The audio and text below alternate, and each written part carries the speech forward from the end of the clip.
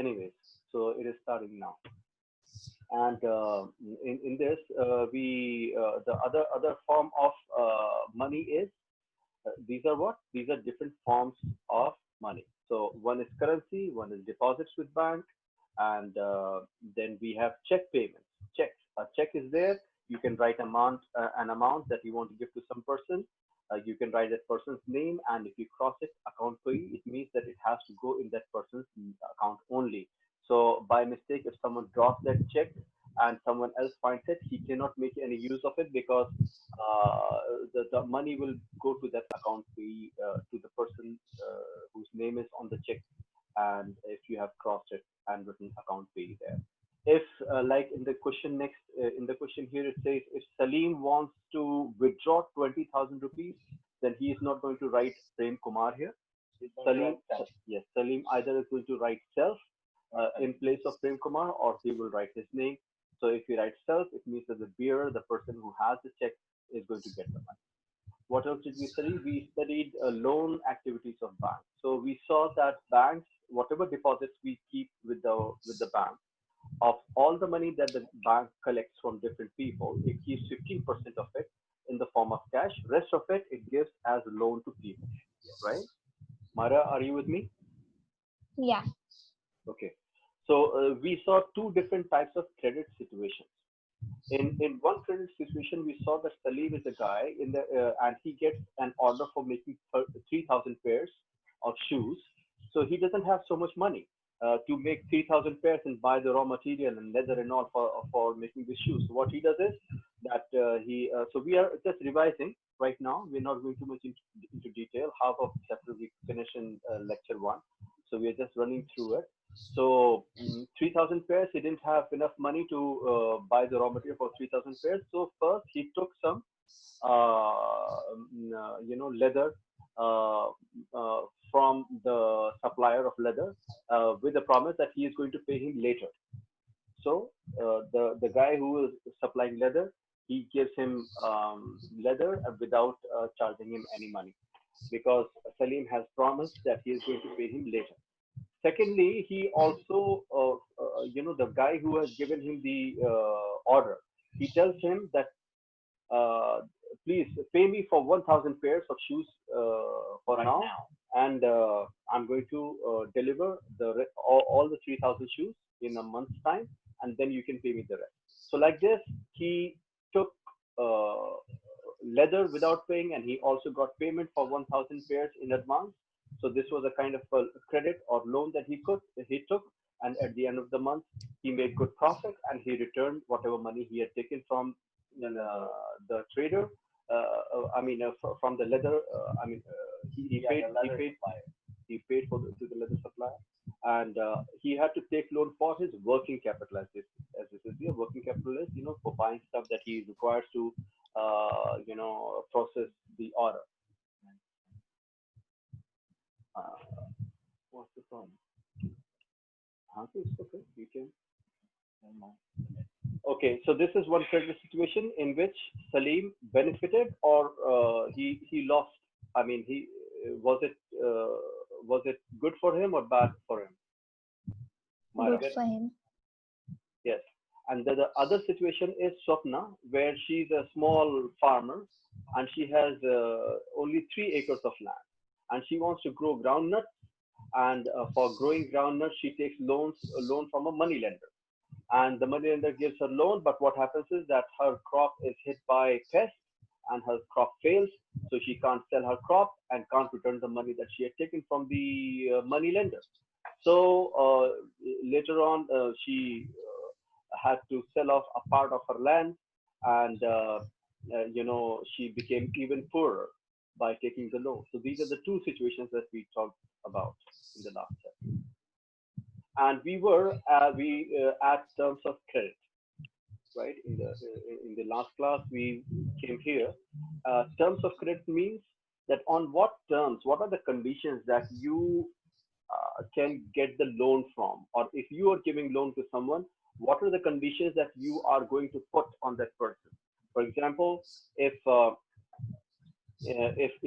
want money to buy a new house from the bank is going to tell me, sir, you have to give me some documents like your salary certificate, uh, your how much your bank account details, and also where do you stay, your passport details to establish that you are a genuine person. You have an address where we can reach you. All these kind of things are there, and also there should be something, some kind of a guarantee. So basically, these documents are there because the bank wants to ensure that I have the power of returning whatever money I'm taking. Okay, so that is the documentation. Then there is collateral. Collateral is some kind of an asset.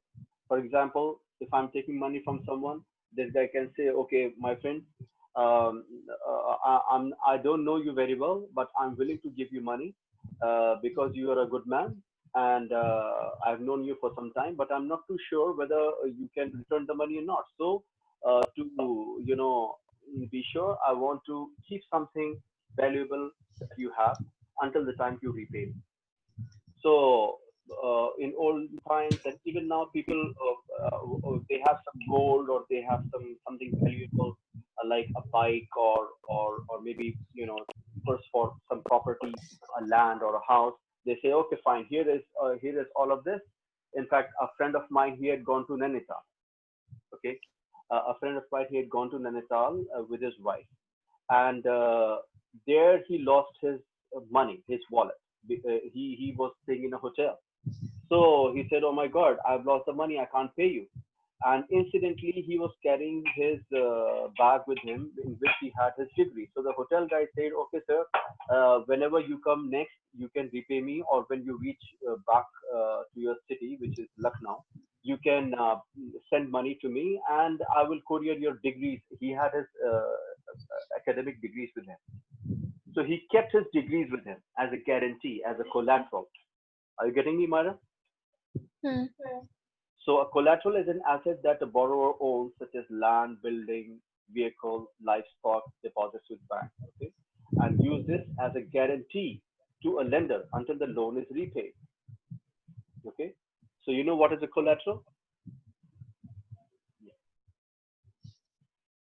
Yeah. So can you give me an example of collateral, both of you, Myra and Ryan? Like vehicle, Sorry, vehicle. vehicle. Yeah, vehicle and It could be anything really. It could be your again like salary certificate. It could be real estate papers. It could be property salary papers. certificate cannot be a collateral Well, because that is a document. Collateral is an asset. but like doesn't Salary that certificate is only a proof that you're getting salary. okay? But then they can take your salary though, right? No, certificate with the certificate they cannot take your salary. No. So So like property, yes, something valuable like your land, phone building, or vehicle, livestock, deposits with bank. So deposits with bank, you can give him checks, post-dated checks that 25. If someone is taking 1 lakh rupees from someone, he can give him post-dated checks of 25,000, four checks of 25,000 for the next month. This is June, July, August, September, October. Every month he can withdraw 25. So that is collateral in the form of check you can give through deposits with bank. You can also give gold or some jewelry that you have, or a bike, or a car, or anything valuable. Hmm? Why not? Yes, gaming laptop too. Yes. If the borrower fails to repay the money or to repay the loan, the lender has the right to sell the asset or collateral to obtain payment. So if the person will not be able to repay the money on time, then the lender has the right to sell off the collateral that he has taken from. So properties such as land titles, deposits with banks, livestock are some common examples of collateral. So we finished here last time. yeah. Land titles are Land titles means some people who are some farmers who have rented who are paying rent on a piece of land. Basic, So if they have been using that land for some time, then they have some right over it. yeah. So So there, those are basically some basic rights provided to people who have been inhabiting a certain piece of land for a long time. yes. So now let us see. How do you take a loan for a house? Okay, a house loan. Megha has taken a loan of 5 lakh rupees from the bank to purchase a house. So the annual interest she's paying is 12%. 12% means on every 100 rupees, she will pay 112 rupees. In place of 100 rupees, she will pay 112 rupees. So 12% is the interest. And the loan is to be repaid in how many years? 10 years. Mara, can you see the screen? Yeah. Okay. So she has to repay the loan in 10 years in monthly installments. Means every month she is going to pay some money. She has to repay 5 lakh rupees, and the interest rate is 12%, and she has to pay back 5 lakh rupees in 10 years. And she is given post-dated checks every month. Either she is given checks or she authorizes the bank and tells, this is the kind of advisory you give to the bank, that okay, this guy or this bank is going to withdraw this much money from a bank every month, or you send this money to this account every month, this amount. Okay, so monthly installment. So Megha had to submit to the bank. So now bank wants to ensure that Megha returns the money. So the bank requires some documents. So documents, what documents is the bank taking? He is taking employment records. Where is she working? What is her salary? Before the bank agrees to give her the loan. So if her salary is very less, maybe she's barely, or she's not a regular employee, then the bank is not going to give it the loan. Yeah, because they know she won't be able to repay it. Right. So the bank retains as collateral the papers of the new house. Now, the collateral, you see, the bank is not taking the salary certificate, but the bank is saying that, okay, you want money, 5 lakh rupees, here is 5 lakh rupees, go and buy the house.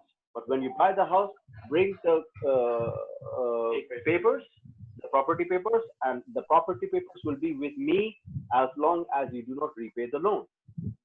If she is unable to repay the loan, the bank can sell off the house and recover this money. And Megha will be kicked out. Yeah. So collateral. So this is which will be returned to Megha. So she is going to get back her papers where she repays the entire loan with interest. How much is the interest? Okay. So the following is Megha's house loan. So how much is the loan, Myra? What is the loan amount? 5 lakhs. Okay. Duration of loan, Rayan, in how many years? That is 10 years. 10 years. In 10 years, she has to repay the loan. Documents required. Myra, what are the documents she has given to the bank? She needs to give employment records and salary before the bank had given the loan. Okay. Interest rate, Rayan, 12%. 12% is in the interest rate. What is the mode of payment? Repayment? Myra? Me? What is the mode of repayment? It's loan. No, but what's the mode of repayment? Means how is she going to repay the loan? In what? Okay, Rayan? Monthly installments. Yeah. So she has to pay in monthly installment. Monthly installment is the mode of repayment. Oh, okay. Okay. Mode of payment means what will be the way, or how is she going to repay the loan? तरीका क्या है? किस तरह से pay करेगी? Monthly installment से pay करेगी. Mode of repayment is monthly installment. And collateral, Rayan, what are the collateral? The papers of the house. Papers of the house. The property papers is the collateral. So this is clear? Yes. House loan. Okay. I'm going a little fast so that we don't have to, have a third class for this thing. But if you don't understand something, please stop me. Okay. Okay. Now, interest rate, collateral, and documentation requirements, and the mode of repayment. All these things are what? Terms of credit. So, interest rate. What is the term of credit? 12% interest. House papers, and salary certificate, and employment record. All these are the and how is she going to repay in monthly installments? These are And 12% interest. So all these are terms or the conditions of credit. If she doesn't agree to pay 12% interest, bank will not give her the loan. If she doesn't agree to surrender the property papers as collateral, the bank will not give the loan. If she doesn't provide employment record, how many years she has been working for, where all she worked, what is her salary she is withdrawing currently and earlier, so the bank will not pay. And if she doesn't agree to pay monthly installments, the bank is not going to give them buyback. Asha Papa, I have a question. Yes. What happens when she cannot pay the loan? Then The bank will sell off the house. yes, the bank has taken, what has the bank taken as guarantee? The papers? Yes, the house papers. It's a brand new house. After So the 10 bank years, can sell that. yes, Yes, and after 10 years, the house will be more expensive.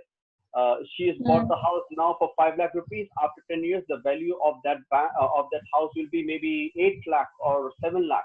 And the bank is going to sell that house and keep all the money with him, with it. Yeah. So basically, Okay. it can evict her from the house because technically, I mean, she technically does not have ownership of the house as of now because she took money from someone else. Right. She doesn't even have the papers. Yeah. So technically, the house that she's living in is actually the property of the bank. So if she doesn't pay the bank, so she's technically buying the house from the bank through loan. She doesn't pay the loan, she doesn't get the goods. The bank is taking the house papers as a guarantee. If you don't return the money in time, in 10 years, the house will go to the bank. Yeah. Okay. The terms of credit vary substantially from one credit arrangement to another, which means that different banks and different people, different organizations have different terms of conditions, different terms of credit or conditions of credit, right? So they may vary depending on the nature of lender and the borrower. Now here we talk about formal and informal lenders. Okay. So the next section will provide examples on the varying terms of credit in different ways. So first, let us see some questions here. Why do lenders ask for collateral while lending? Myra? Okay, you tell me, Ryan. Oh, okay. Basically, so that they have a guarantee that they're going to get their money back and they're not going to get cheated or scammed and not get their money stolen. Okay. Given that a large number of people in our country are poor, does it in any way affect the capacity to borrow? Myra, can poor people borrow money from the banks? Yeah, they can. But the question is that being poor, does it make any difference? It does, because if they take a loan from a bank and are unable to repay, then whatever they took, Also, the bank will be a little it'll have a few inhibitions. Because poor people, they do not have some collateral, they don't have something valuable to give, or they don't have bank deposit to show, or they don't have a good salary. So bank will say, no, my friend, you do not have enough, all the banks here or anywhere in the world, if you don't have a certain salary, the bank will not issue a credit card to you. Yeah. What is a credit card? You can go and buy things without money, with the promise that at the end of the month, you're going to pay off. But the bank will see that how much is your salary. If your salary is very little, the bank will say, no, my friend, if your salary is less than 5,000 rupees a month or 10,000 rupees a month, if it is less than 10,000 rupees a month, I cannot give you a credit card. Why? Because the bank does not believe that the person can repay. So the question is, given that a large number of people in our country are poor, does it in any way affect their capacity to borrow? Yes, it affects their capacity to borrow. Why? Because the banks will not believe that these poor people can repay the loan. If the bank doesn't believe that these people can repay the loan, the bank is not going to give the loan to them. Okay, because they don't have any collateral like house papers. They don't have any documents with them. So poor people don't have any documents to give. They don't have any collateral to give. So it is very difficult for poor people to get the loan. As a result, poor people keep, living the life of slaves, and they don't get money to do business, to grow, to develop. If they do have to take loans, they have to take it at a high interest rate. Yeah, we'll come to that. Money lender. So right now we're talking about bank. So bank requires guarantee. He requires documents. He requires bank requires documents. Bank requires collateral. Poor people don't have documents and they don't have collateral, so banks will not give them the money. Okay, question 3. Fill in the blanks choosing the correct option from the bracket. While taking a loan, borrowers look for easy terms of credit. This means low interest or high Low interest? interest. Okay. So the borrowers, when taking borrowers look for easy terms. So if I'm taking loan, I will go to a bank who is charging less interest from me. What this guy Megha is paying 12% interest, but if there is another bank who is charging 10% interest, so Megha will go to the bank that is charging 10% interest. So this means that low interest rate and easy or tough conditions of repayment. Easy. Should it be easy or conditions of repayment? The condition of repayment was how much? Easy. Yes, in Megha's case, what was the Monthly installment. she had to pay monthly installments. But if he says, no, my friend, you have to finish, and she could pay over 10 years. But if the bank says, no, nothing, in 1 year, you have to repay all the loan. 5 lakh rupees I want in 1 year, not in 10 years. 10 years is easy repayment condition. You can pay slowly, even though you'll be paying more interest over a period of time. The more, the later you pay, the more interest you pay because the interest is per annum. So you want easy conditions of repayment and less collateral or more collateral you want to give? Less. Less collateral. If he says, yeah, documentation, he says, okay. These days they say, okay, don't worry. If you don't have documents, we will still open your bank account. We will come to you and take it later. So sometimes they make it very easy because they want people to take credit cards. They want people to open bank accounts with them. So you want low interest on a loan, and you want the repayment conditions to be easy, not tough. And you don't want that the collateral that the bank wants is very high. You should not say, I want 2 kgs of gold and your car and your house paper for 5 lakh rupees. He says, no, this is too much. 2 kgs of gold. Yes. Okay, now here are some different types of credit arrangements. Okay, it means how people are taking money, how people are taking loan. There are different types of ways people can take loan. Okay, so we are just going to see that.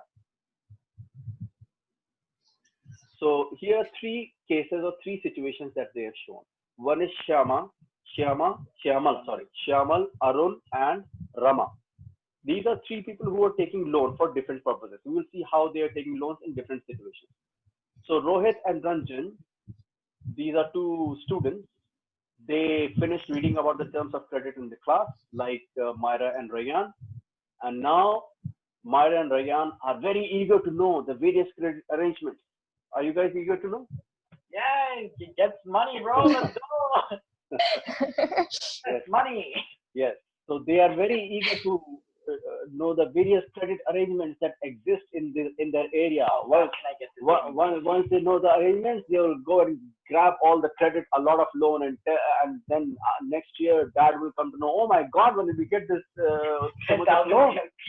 I have to pay it back now. Okay. So they were eager to know the various credit arrangements that existed in their area. Who were the people who provided credit? Means where can you get the credit from? Banks or someone in private.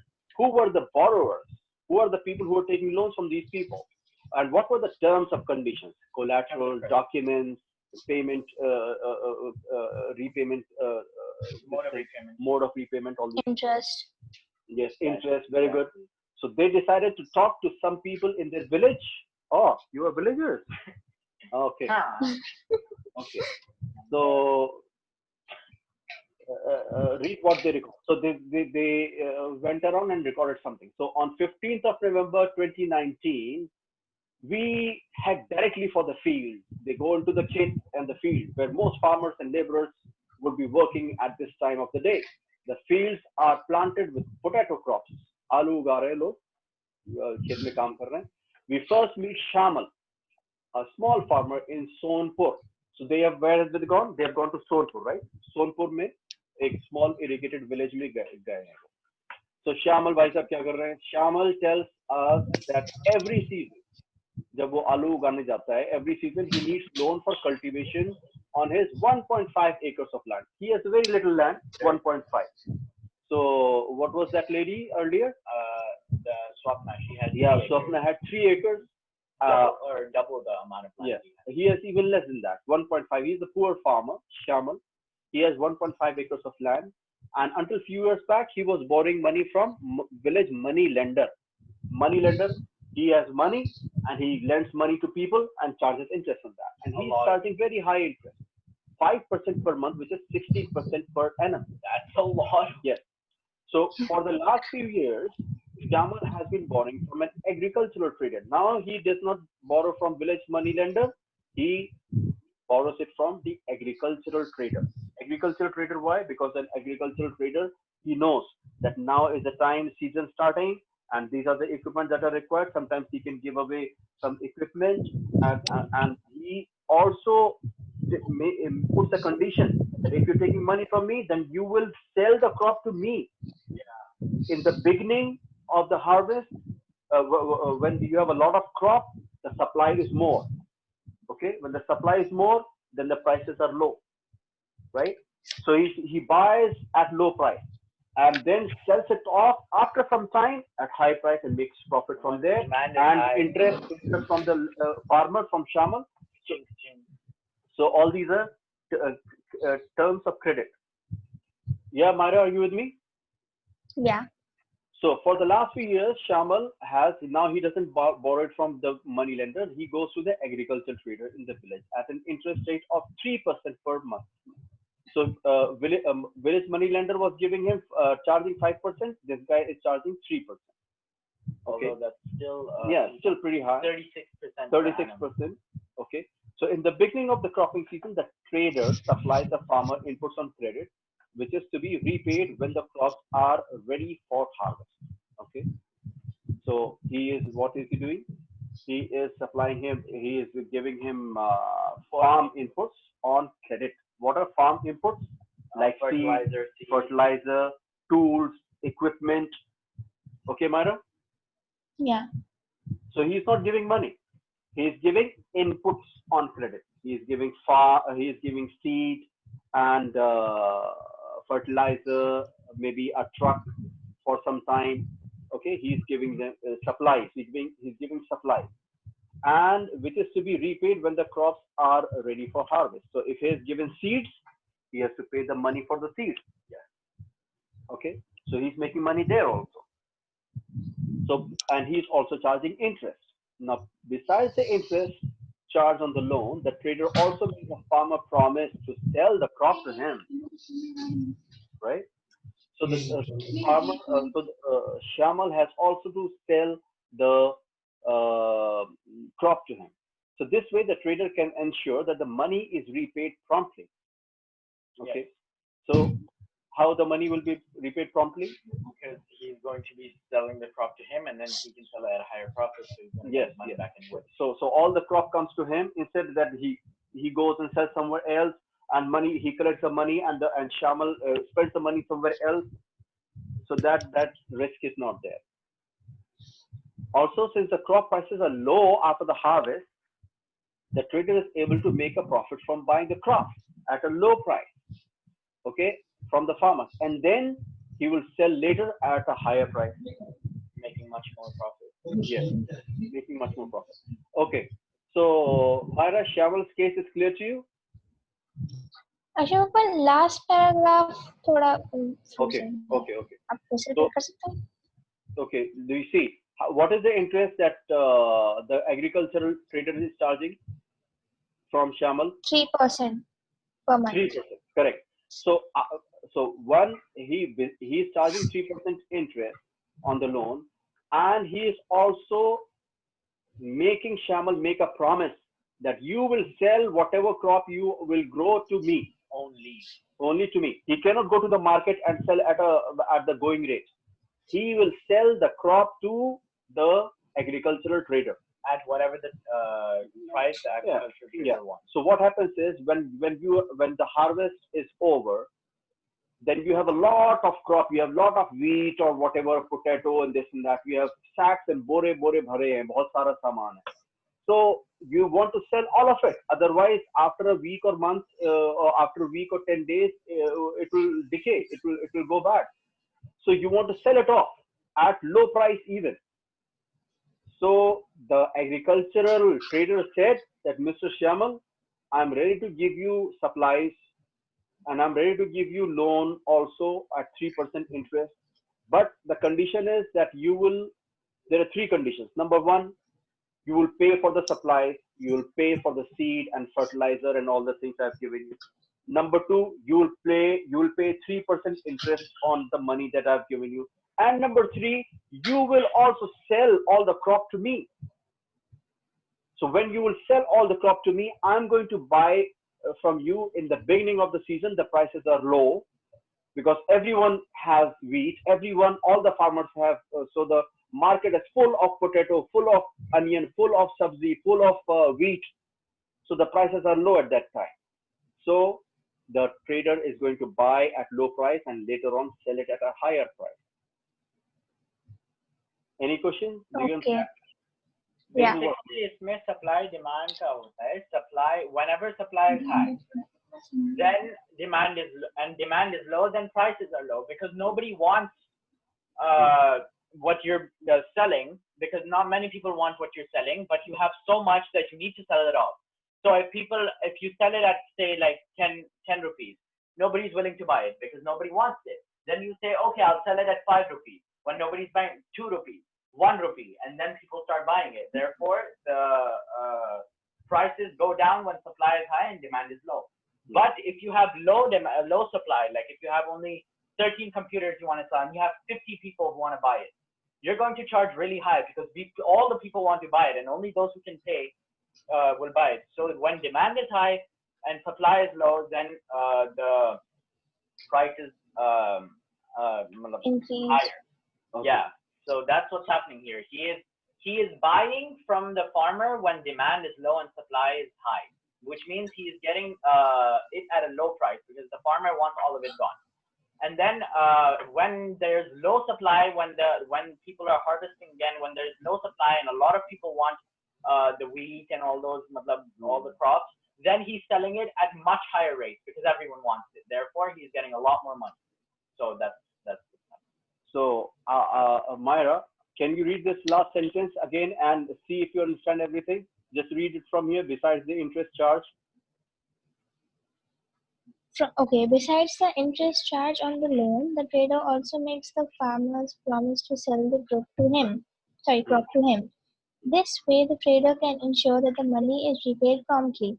Also, since the crop prices are low after the harvest, the trader is able to make a profit from buying the crop at a low price from the farmers and then selling it later when the price has risen. So you understand everything here? Yeah. Any questions? No. Okay, so this was the first credit arrangement. So Shyamal's credit arrangement was that he had to pay 3% interest, he had to pay for the supplies, and he had to sell his crop to the agricultural trader that he had taken the loan from. So these were the credit arrangements or the credit terms or the conditions of loan, or whatever you want to call it. The second case is Arun. Now Arun is he has a labor also, so which means that he is a rich man. He has 7 acres of land. Okay, we next meet Arun, who is supervising the work of one farm laborer, and he has 7 acres of land, and he is one of the few persons in Sonpur to receive bank loan because he has some collateral. He can give the land papers to the bank, so he gets loan from the bank, right? And the interest rate on the loan is 8.5% per annum. You see, in Shyamal's case, it was 60% per annum. Then agricultural trader was charging 3%, which came to 36% per annum, and this guy is paying only 8.5% per annum. So what is better? Is it better to take it from a private agricultural trader or a village money lender, or is it better to take it from a bank? Bank. Yes, ma'am, from the bank. Why, Prayan? Because I mean, you save a lot more money because you're not paying nearly as much Okay. interest. Okay, fine. So to a bank, he's paying only And 8.5% per annum. the terms of repayment are very very slack and like Yes. easy. So you can say that he can repay the loan anytime in the next 3 years. So In Shamal's case, he has to pay as soon as the harvest is over. Here he has a lot of lot of time. leverage, lot of time. 3 years में कभी भी पे कर दो भाई साहब, कोई बात नहीं है. लेकिन हाँ, first year पे करोगे तो 8.5 ही देना पड़ेगा or per annum, and then every year you have this will multiply. So the sooner you pay, the better it is. But then even 8.5 is a low interest compared to what Shamal was paying, despite being a very poor man, only 1.5 acres of land. This guy is a rich man with 7 acres of land and a laborer also. So he is still paying very less interest. Also, Arun plans to repay the loan after harvest by selling a part of the crop. So he says, okay, why will I pay in 3 years and pay more interest? I'm just going to pay off. I'm a rich man. He is going to pay off the loan, not all the loan, but a part of the loan, or repay the loan after harvest by selling a part of the crop. So not all the crops, but a little bit. He then intends to store the rest of the potatoes in a cold storage and apply for a fresh loan from the bank. So the potatoes in the cold storage become what? They become a collateral. They become a collateral. That is an asset, because you can tell the bank, excuse me, you give me this money. If I am not able to repay this money, more loan that I'm taking from you, then all the potato in the cold storage is yours. Are you getting me, Myra? Yeah. Okay. So what is he doing? He is selling off some part of his harvest and repaying the loan. And then he's taking more loan by keeping the potatoes that is his harvest in the cold storage and using those potatoes in the cold storage as collateral to get a fresh loan from the bank against the cold storage receipt. Okay. And he says, okay, here is the receipt for the cold storage potatoes. You keep the receipt with you. If I don't pay you, you sell off the potatoes. They are all yours. So the bank offers this facility to farmers who have taken crop loan from them. So you see, the bank is not giving this facility to everyone, but the bank is saying, okay, this is the bank is trying to attract people. The bank says, okay, if you take loan from me, I am ICICI Bank, you are HDFC Bank. Myra is, which bank are you, Myra? State Bank of India. Okay. All right. So everyone is trying to attract people. You come to me and give me 8.5% on the loan I'll give you. I want to get your 8.5% per annum. So everyone wants to attract. And there is another way of attracting. You say, okay, listen, my friend. If you take loan from me, I will give you fresh loan also. I'll give you fresh loan and I will, if you take loan from me initially, then I'll give you a fresh loan also. All right. So the bank offers this facility of giving fresh loan to farmers who have taken crop loan from them. Are they referring to the fresh loan as a facility or the cold storage? No, not cold storage. The fresh loan, which means that the facility is that they allow people to take a fresh loan, which can also be that people who want to keep their money, to keep their crop in a cold storage, and they need some money for that, then they provide that facility also. Any questions here, Myra? No. So Arun's case is clear to you? Okay. So Arun is a rich man and Shamal is a poor man.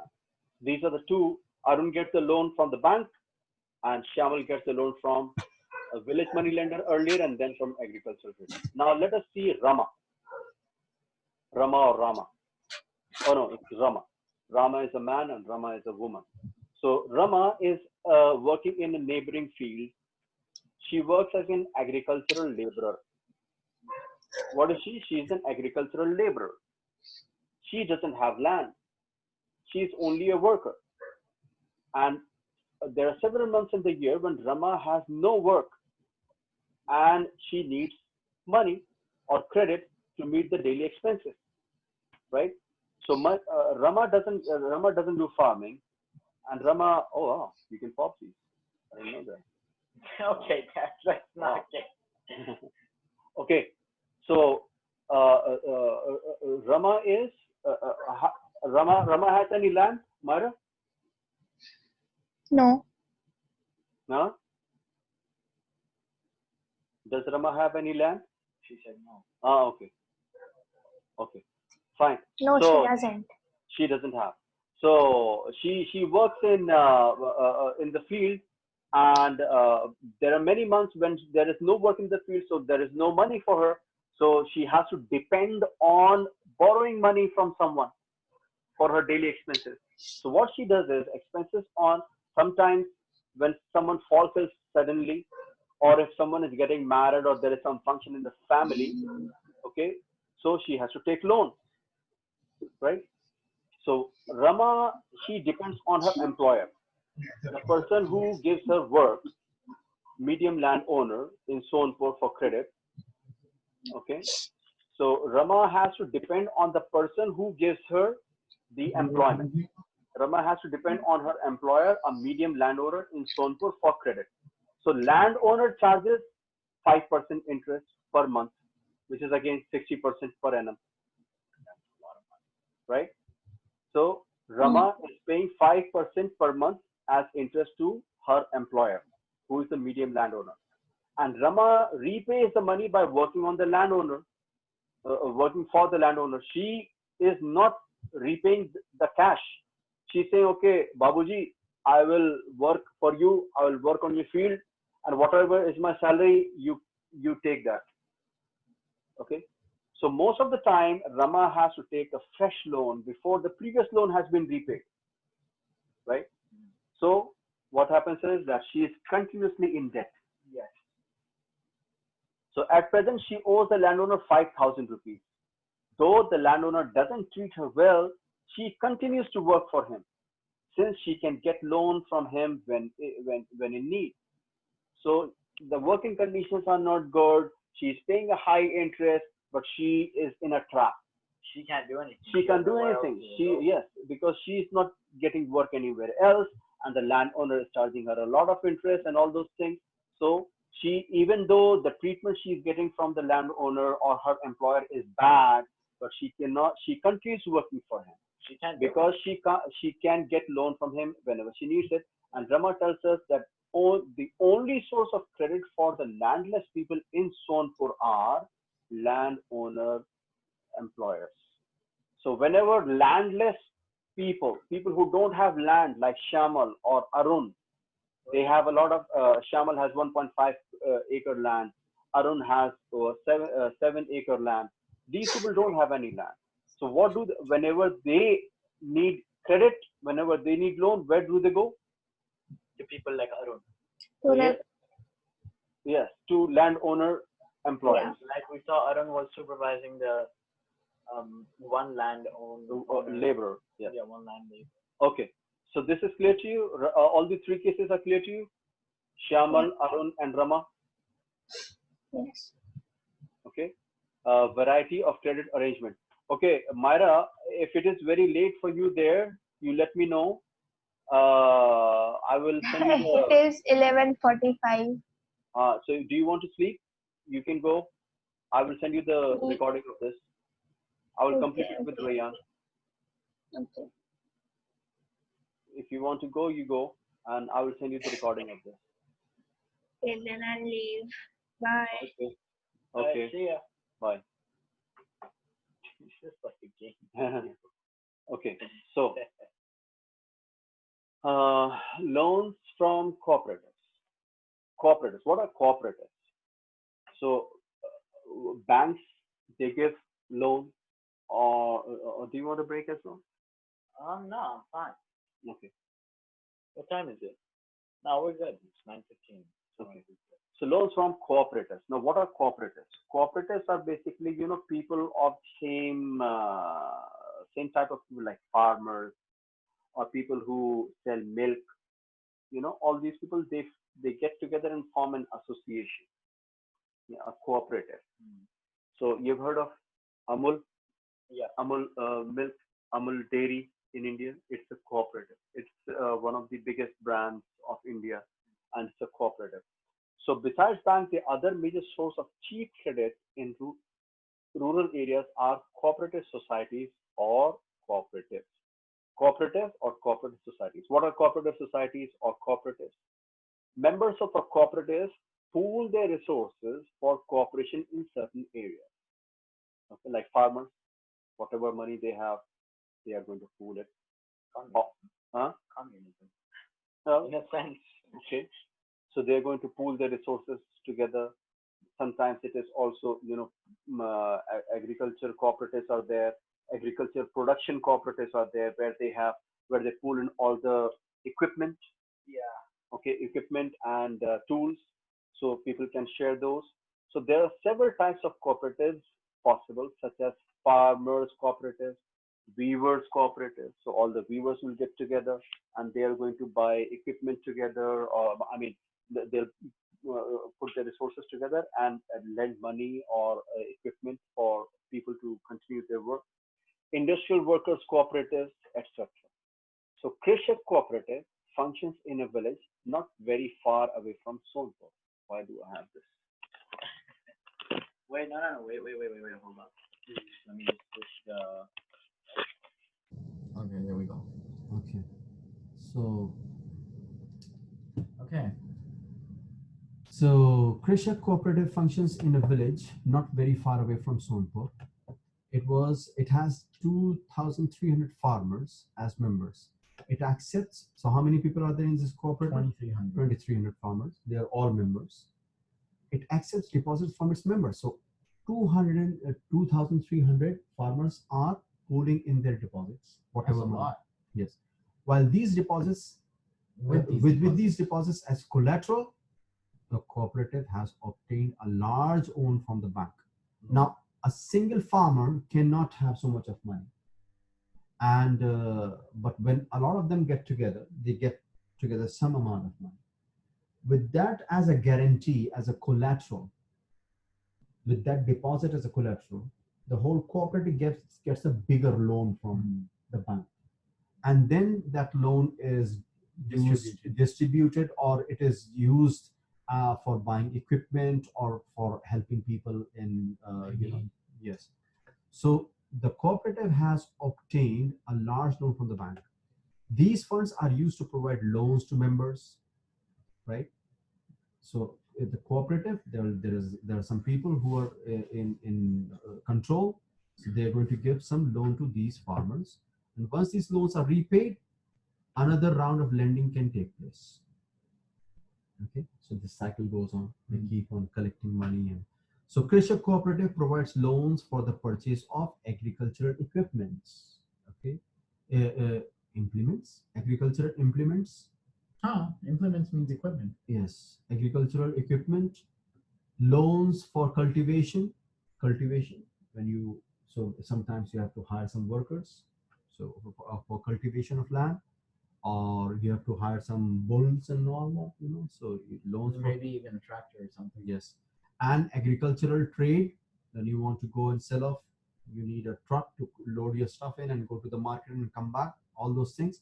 Fishery loans, loans for construction of houses, and for a variety of other expenses, right? So what is happening? So and what is the benefit of this? That other farmers, they can get this loan at a lower interest. Very cheap credit. Cheap credit, instead of going to an agricultural trader or village who's charging 60% per year. Yes, village money lender, or to a landowner. Yes, they get together, pool their, make some deposit, and tells the banks that, look, we have been able to this thing, we have some money, and so they take more money from the bank and are able to help you. So list the various sources of credit in Sonpur. Landowner employers. So earlier Shamal was borrowing from village money lender, then agricultural trader. Arun goes to the bank loan, or got bank loan basically. And Rama, yes. got bank loan. Okay, got bank loan. And Rama got loan from landowner employer, a medium landowner, right? So these were the sources of credit in Sonpur village. Underline the various uses of credit in Sonpur in the above passage. So uses of credit in Sonpur in the above passage. What are the uses? Shamal, cultivation. He used the credit for cultivation.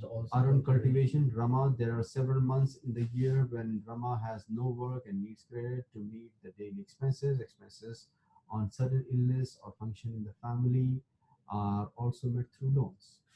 Okay. So compare the terms of credit for the small farmer and the medium farmers and the landless agriculture worker in Sonpur. So Shamal, small farmer, earlier he would borrow from moneylender. He paid 5% and then 3%. Then he started borrowing from the agricultural trader in the village at an interest of 3% per month, right? At the beginning of the cropping season, he got trade supplies and the farm inputs on credit, which is to be repaid when the crops are ready for harvest. And besides the interest, which is 3%, he has to sell he has to sell the crop to him. He has to promise. Okay. Arun. Now, what are his terms? Arun received the bank loan for cultivation. Interest rate is 8.5% per annum and can be repaid anytime in the next 3 years, right? He takes a fresh loan with the cold storage potatoes as collateral, and the bank this is one of the things they use to attract. And the Rama pays interest at a rate of 5% per month. She pays a month by working for the landlord. So basically, the terms of credit, the small farmer, medium farmer, and landless agriculture worker. So medium farmer is much better. Where you want to be right now. Yes. Why will Arun have a higher income from cultivation compared to Shamal? Well, because he doesn't have to pay nearly as much as in interest, and also he has the freedom to go explore different rates in the market. Shamal has to pay it straight to that agricultural trader, therefore he has no freedom to pay at what rate he wants to. Arun has the freedom to go to different markets and haggle a little bit and set his own prices to sell it for himself. Right.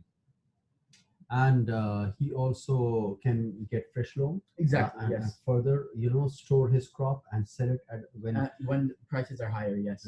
All those things. So, can everyone in Sonpur get credit at a cheap rate? Yes. If there are cooperatives set up, then yes, everyone can get credit at a cheap rate. However, individually, most of the time, if we're talking about individual people, it's usually only the medium to large farmers who can get cheap credit, because small farmers.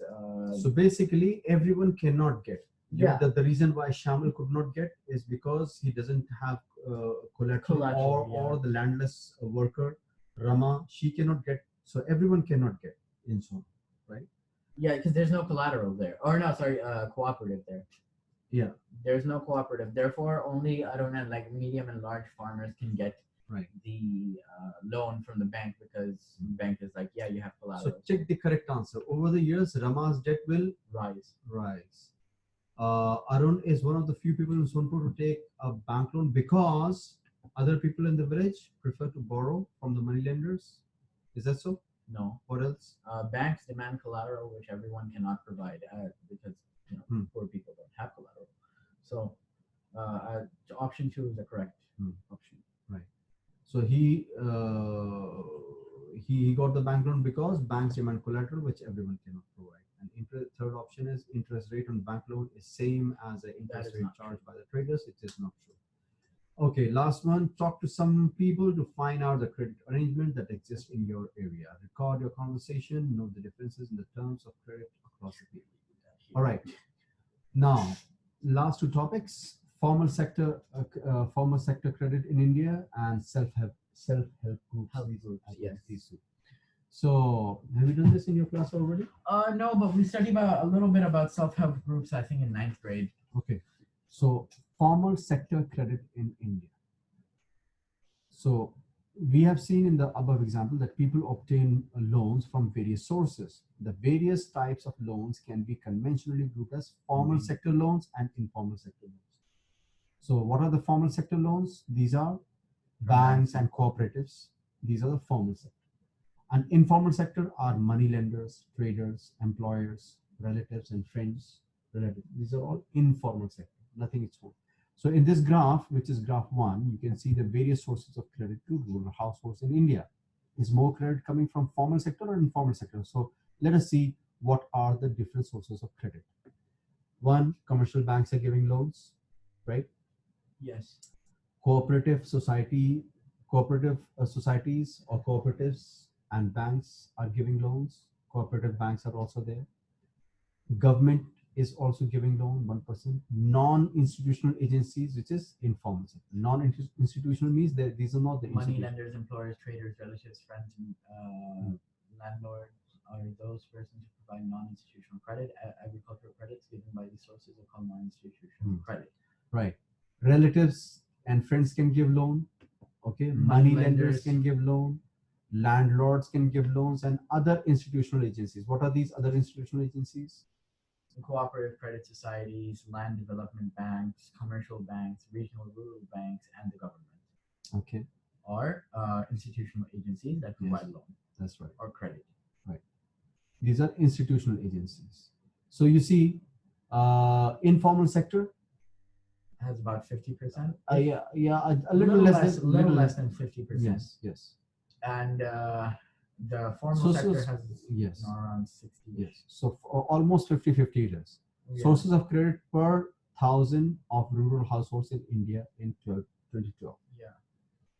So about 56% is the formal sector. Formal sector. So the Reserve Bank of India, what it does is it supervises the functioning of formal sources of loan, formal sector loans. Formal sector loans are given by banks and cooperatives, right? So the RBI keeps an eye. Who are you giving the bank to, the loan to? How much are you? How much interest are you charging? Are you giving the loan only to rich people and big, or are you also giving to the poor people or landless or maybe small farmers? So there is a directive for that. So RBI keeps an eye on that. The Reserve Bank of India supervises the functioning of formal loan sources of loan. For example, we have seen that banks maintain a minimum cash balance out of the deposit they receive. So right? How much is 15%. 15%. So the bank RBI is keeping an eye on that. RBI monitors the banks in actually maintaining cash balance. Okay. So are they maintaining 15% or not? So likewise, RBI also sees that the banks give loans not just to profit-making businesses and traders, but also to small cultivators, small-scale industries, to small borrowers, and all these people. Okay, so periodically, banks have to submit information to the RBI on how much they are lending, and to whom are they lending to, and at what rate are they giving. So RBI is like a monitoring agency, controlling agency. That but my only inhibition to this is, can't they like change the information or lie in the information they submit to the RBI? Like, no, they cannot, because they send auditors go and they seal the bank for a day or so. They are going to check all the records. Oh, I see. If there is any inconsistency, they are answerable. They can even close the bank. Yeah. Yes. So they cannot just lie. It is not. That's why it is called a formal sector. Yeah. Right. So there is no organization which supervises the credit activities of lenders. In the informal sector, of course, now a village money lender or a agricultural trader or a medium land owner. Who's gonna monitor? Yes. You don't know. Yes. So this guy is asking, but why should a bank want us to have a higher income? Why do you think? Because if they have a higher income, it contributes to GDP, right? No. Well, the bank is not Well, because if they have a higher income, they have collateral. Thus, they'll take more Yes, loans and more yes. loans and more loans and more loans, and Yeah, the bank no. keeps on getting profit. Exactly. And basically, the bank wants the people it lends to have higher income, because then it is sure that its money will come Come back. back. Yes. Okay. And it's also ensuring like customers for the future because they'll have collateral. Right. So they can lend at whatever interest. So informal sector, they can lend at whatever interest, 60%, 36%. Okay.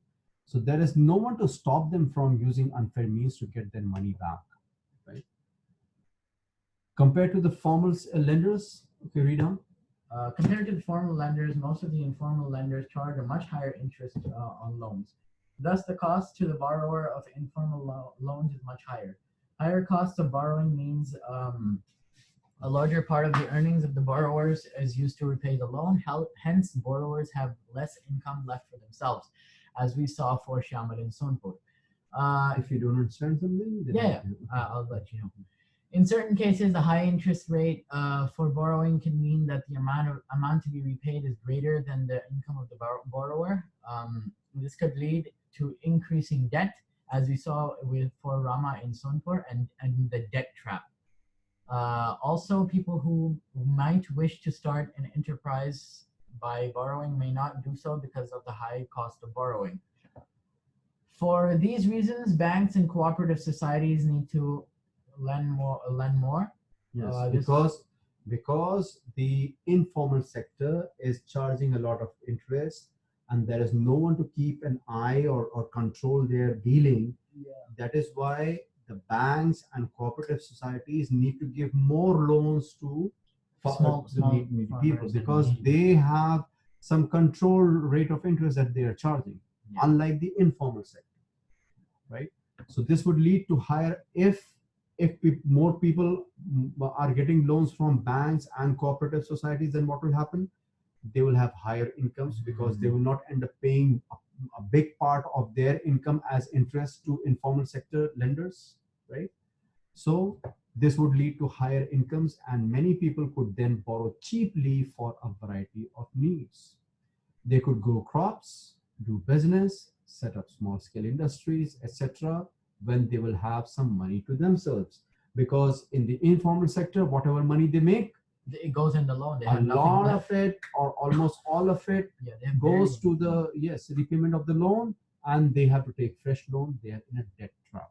They never get out of the debt trap. So they could set up new industries or trades in goods. So cheap and affordable credit is crucial for the country's development. Country's development. Why is cheap credit and affordable credit crucial for country's development? Because it'll increase the income of the people. Thus, the people will get better jobs, will produce more revenue, GDP, GNP increases. The country gets more money. Everyone does business. Everyone makes money.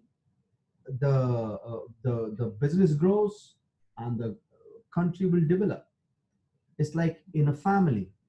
If a family where there are 4 kids, okay, all the 4 kids become good businessmen or officers, okay, everyone is getting good salary, everyone is making more money, so the family is rich. If all of them are just struggling, then the family is struggling. It's the same for the country, right? So if affordable credit and cheap credit is given to people, then they will be able to do businesses, they will not be in a debt trap, and they will flourish, and as a result of that, the whole country will develop, right? So formal and informal credit, who gets what? So graph 2 shows, here is graph 2, you see, this is poor household, this is household with few assets, this is household well-off households, and these are rich households. So there are 2 types of people who are giving credit to these people. Formal sector and informal sector. So the blue one is the informal sector, and the purple is the formal sector. I'm surprised that rich households have 10% informal sector. Yes, so let us go from left to right. Now here we see that poor households, poor people, 85% of them are getting interest, are getting loans from informal sector, which means they're paying a very high interest. Only 15% So what is the requirement? That banks and cooperative societies need to give more loans to these people. With households with few assets, almost more than half of them are getting it from informal sector. But that's still a drastic change from the poor households, though. Yeah. And well-off households, 72% of them are getting from formal sector. And the rich people, 90% of them are getting from formal sector and paying very little interest to them. Which is why they're rich. Yeah, and the rich will keep getting richer. Exactly. Right. The poor people will keep getting poorer. Right. 10% it is here because, sometimes they don't have the documents or they don't have time. So they just borrow it from and because they can easily repay. Exactly. They're rich, so like they can easily repay. So they need money at that moment. So they are willing to buy it, get it at a higher interest also from the informal sector. So graph 2 shows. So you got these graphs. Yes. Right. So all the loans taken by urban households, what percentage are formal and what percentage are informal? These are all for urban households. Right, urban households. So graph 2 shows the importance of formal and informal sources of credit for people in urban areas. The people are divided into 4 groups, poor to rich, as shown in the figure. And you can see that 85% of the loans taken by poor households in the urban areas are from informal sector. Compare this with rich urban households. What do you find? Only 10% of their loans are from informal sector, while 90% are from the formal sector. A similar pattern is also found in rural areas. The rich households are availing cheap credit from formal lenders, whereas the poor households have to pay a large amount for borrowing. So what does it all suggest? First, the formal sector will still meets only about half of the total credit needs of the rural people. And the remaining credit needs are met from informal sector. So you see this one is for rural, right? Yes. This one is for rural households. That one is for the Urban households. Right. So here we see almost half of them are getting from the informal sector. Just a little less than half, 44%. Yes. That's what he's saying here, that first the formal sector will meet, the formal sector still meets only about half of the total credit needs of the rural people, which we saw in the other graph. The remaining credit needs are met from informal sources, right? Okay, and now most loans from informal lenders carry a very high interest rate and do little to increase the income of the borrowers. Okay, are you getting me? Yes. Yes. So thus it is necessary that banks and cooperatives increase their lending, particularly in the rural areas, so that the dependence on informal sector of the credit is reduced. And people have more money to invest. Right. Secondly, the formal sector loans need to expand. It is also necessary that everyone receives these loans. At present, it is the richer households who receive formal credit, whereas the poor have to depend on informal sources. It is important that formal credit is distributed more equally so that the poor can benefit from the cheaper loans as well. So what are the differences between formal and informal sources of credit? Formal sources, they have some guarantees and they charge less interest rate, and there's easy terms of repayment, and the terms of credit are very sort of user friendly. Okay. And why credit at reasonable rates be available to all? If credit at reasonable rates is available to all, then there will be less spending of money for repayment of loans, especially with the lower class. And because of that, people's income will increase and people will get richer, thus the country will develop. Very good. Should there be a supervisor such as RBI of India that looks into the loan activities of informal lenders? I mean, obviously there should, because the informal lenders are, obviously using very unfair practices, a lot of malpractices. But yeah, why it will be difficult? Because you don't know how many informal lenders are out there. Anyone can become an informal lender by just giving money. So you can't monitor everyone because you don't know how many there are. It's kind of like trying to monitor every single ant in it's a very vast task, and you can't keep track of every single person. Yeah, it's not organized. It's an unorganized sector, and there is no check end balance. There is Yeah. no one.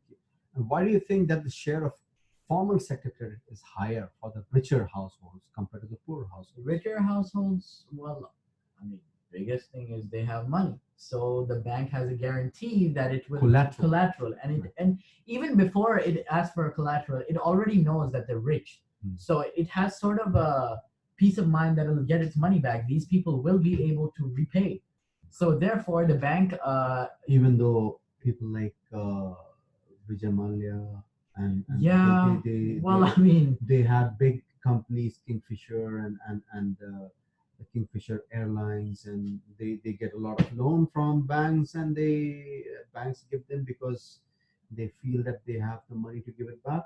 they do have the money to give it back. They just don't want to give it Just back. fly away with it. Yes. They just don't want to give it back. Neerav Modi, all these guys. He's a diamond merchant. Yeah, what can we do, man?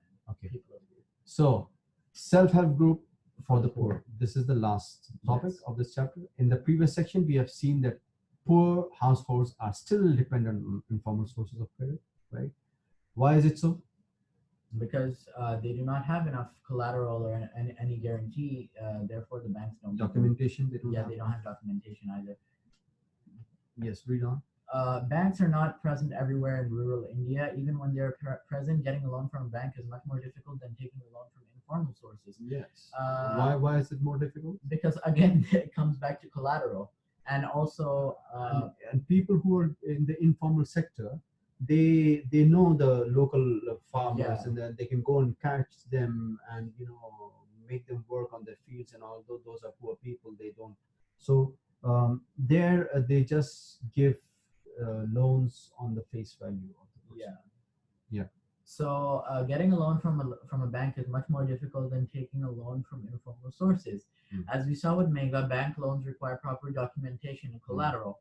Absence of collateral is one of the major reasons for which prevents the poor from getting bank loans. Informal lenders, such as money lenders, on the other hand, know the borrowers personally and hence are often willing to give a loan without collateral. They know the borrowers personally. Exactly. So, like, if they're not repaid, they can go and grab them by the neck. The borrowers can, if necessary, approach the money lenders even without repaying their early loans. However, the money lenders charge very high rates of interest, keep no records of transaction, and harass the poor borrowers. That is why, since they don't keep record of the transactions, that is why it gives us the answer for this question. Why would it be difficult to have a supervisor like RBI to monitor the informal lenders? Because there is no record. What are you going to check? Exactly. Someone gives money to someone and he says, no, I have not given. Exactly. He's charging me 20% interest per month. Oh, no, I'm not charging. Where is the record? Exactly. Yes. You have no proof. Yes. Okay. Yes. In recent years, people have tried out some newer ways of providing loans to the poor. The idea is to organize rural poor, in particular women, into small self-help groups, SHGs, and pool or collect their savings. A typical SHG has 15 to 20 members, usually belonging to one neighborhood, who meet and save regularly. Saving per member. So these are poor women. They don't have land. They don't have much money, but whatever money they have, they make some savings and they pool their money together like cooperatives. But these are self-help groups. They're much smaller. They're much smaller, yes. So they pool from 25 to 100 rupees or more. They're depending on the ability of the people to save. Capacity. Then members can take small loans from the group itself to meet their needs. So once they pool their money, so someone can, even in usually like society is there, society where there are people living, some family friends are there. There are some 10-15 families. Even in colleges, teachers, there are some, say, 20 teachers in a department. They also do this on a monthly basis. It's a kind of a kitty, they say, kitty. So everyone puts in, say, 5,000 rupees or whatever amount of money, or 10,000 rupees. And if 5,000 rupees are there, then and 10 people are there, then 50,000 rupees are available, are collected at the end of the month. Yes. Or in the beginning of the month. Now that month, if you need money for buying something, you can take this 50,000 rupees. Okay, you have contributed, even though you have contributed 5,000 rupees this month, and this cycle will go on. Now you are not going to take the loan again as long as everyone else has not got their turn. Okay, or in a special case, they can make, they say, okay, maybe he needs it again, and let us give him, because maybe his requirement is more, or maybe his business will grow, then all of us will benefit. Yeah, so it's a kind of a kitty, you know. Yeah. So savings per member varies from 25 to 100 rupees or more, depending on the ability of the people to save. Members can take small loans from the group itself to meet their needs. The group charges interest on these loans. Okay, now these are not interest-free loans, but these are low, less than what? Yes.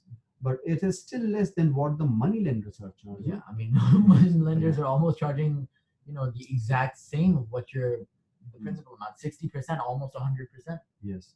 So after a year or two, if the group is regular in savings, it becomes eligible for availing loan from the bank.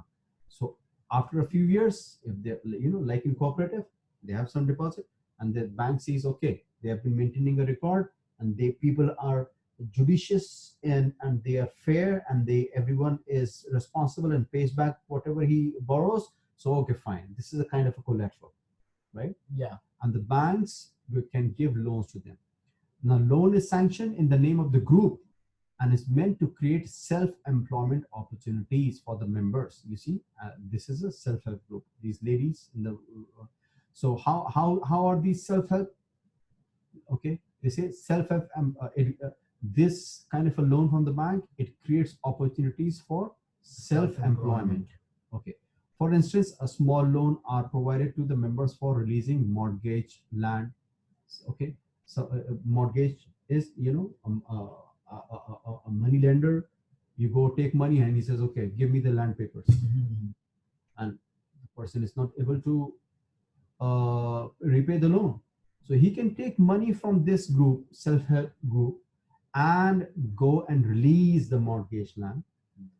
And for meeting working capital needs, like Salim had the working capital needs of buying leather and all those things. Here for farmers, they want to buy seeds, fertilizer, raw material like bamboo and cloth. Okay, for weavers. So this is working capital needs, so they can get money for their working capital needs. Okay, for housing material, for building a house, they can build a house themselves. For acquiring assets like sewing machine, hand looms, cattle, okay, all these things. So so these are what self-employment opportunities. So most of the important decisions regarding the saving and loan activities are taken by the group members. So they are deciding how much loan will be given to each one of them, and whose need is more important, and this and that. So group decides as regards the loans to be granted, the purpose, the amount, the interest to be charged, and repayment schedule. Will it be monthly, weekly, 6 monthly? So all these decisions are taken by these people, by the members of the self-help group. This is the last page, and there's a little more. It's fine. Okay. Also, it is the group which is responsible for the repayment of the loan. Okay. Yes. So the group is responsible. Everyone. Any case of non-payment of loan by any one member is followed up seriously by other members in the group. They say, "Oh, why is there nothing doing? You have to pay up." Okay. So because of this feature, banks are willing to lend to the poor women when organized in SHGs, even though they have no collateral as such. Okay. Thus, SHGs help borrowers overcome the problem of lack of collateral, right? They don't have collateral, but they can still get loans from the bank. They can get timely loans for a variety of purposes and at a reasonable interest rate. That's why they can continue working, right? Moreover, SHGs are the building blocks of organization of the rural poor. Why? Why are they building blocks? Because not only does it help them financially, it makes them financially self-reliant. The regular meetings of the group provide a platform to discuss other issues, like and act on a variety of social issues like health, nutrition, domestic violence, etc., etc. etc. Right? So it is also a kind of a um, you can get help in other issues of. Okay, a woman. This is a women's self-help group meeting in Gujarat. Okay, and this is it. Yeah, we are done almost. Just give us 5 minutes. 1 second.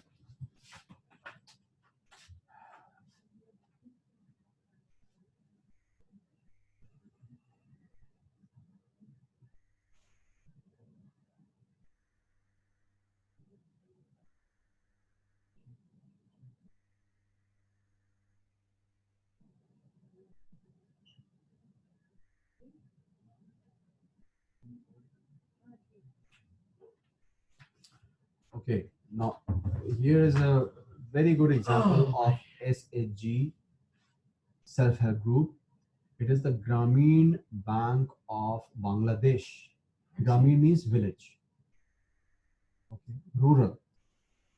Grameen Bank of Bangladesh. So what is the story behind this? Grameen Bank of Bangladesh is one of the biggest success stories in reaching the poor to meet their credit needs at reasonable rates. Started in 1970s as a small project, Grameen Bank in 2018 had over 9 million members in about 81,600 villages spread across Bangladesh. So how many members? There were 9 million members. Yikes. Wow, in 2018. Okay. It was 2 years ago. Yes. Must have increased even more. Yes. And in so many villages in Bangladesh. Almost all of the borrowers are women and belong to poorest sections of the society. Mm-hmm. These borrowers have proved that not only are poor women reliable borrowers, means you can rely on them, which means they return the money on time, but they can start and run a variety of small income generating activities successfully. So they borrow money from this Grameen Bank of Bangladesh, and they start their small businesses successfully. Now this is Professor Muhammad Yunus. He was the founder of Grameen Bank, and in 2006 he got Nobel Prize for Peace. Not bad. That's Okay. quite award. You can see the effect of that. The effect 9 million exactly. members. Yes. Okay. I mean, if someone is helping 9 million people get out of poverty, that's quite the achievement, you know. So this is what he said. If credit can be made available, read on. If credit can be made available to the poor people on terms and conditions that are appropriate and reasonable, these millions of small people with their millions of small pursuits can add up to create the biggest development wonder. Yes. So small people, millions of small people with millions of small pursuits can add up to create biggest development wonder. Okay. So here is a summary. In this chapter, we have looked at the modern forms of money, which is rupee and currency. Currency deposits and checks.